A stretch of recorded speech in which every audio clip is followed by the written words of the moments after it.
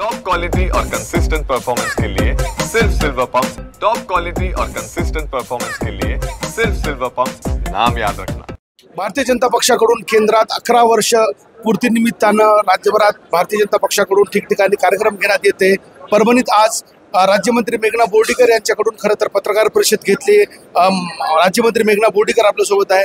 दीदी, 11 वर्षानिमित्तानं आज कार्यक्रम घेण्यात आला, नेमकं काय भावना आहे आणि 11 वर्षात देशात काय बदल झाला असं तुम्हाला वाटतं?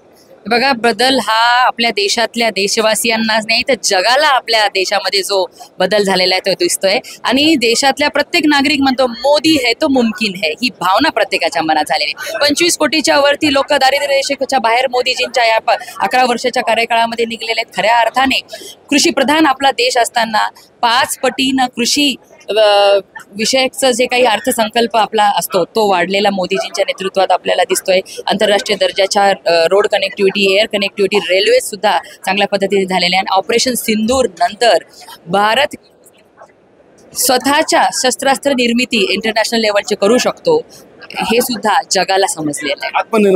आत्मनिर्भर प्रत्येक गोष्टीमध्ये भारत झालेला आहे। 11 वर्ष पूर्तीनिमित्तानं भारतीय जनता पक्षाकडून कार्यक्रम ठेवण्यात येते।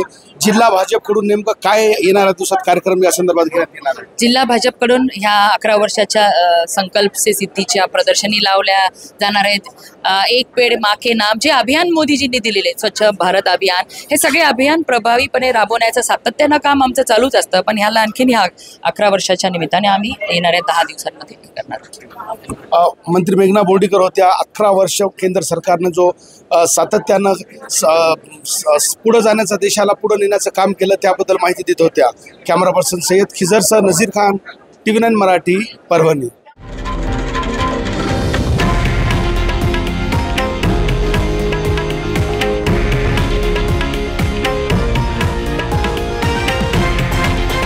हे आहे देशातील नंबर 1 न्यूज नेटवर्क आणि आपण पाहत आहात TV9 मराठी, एकमेव।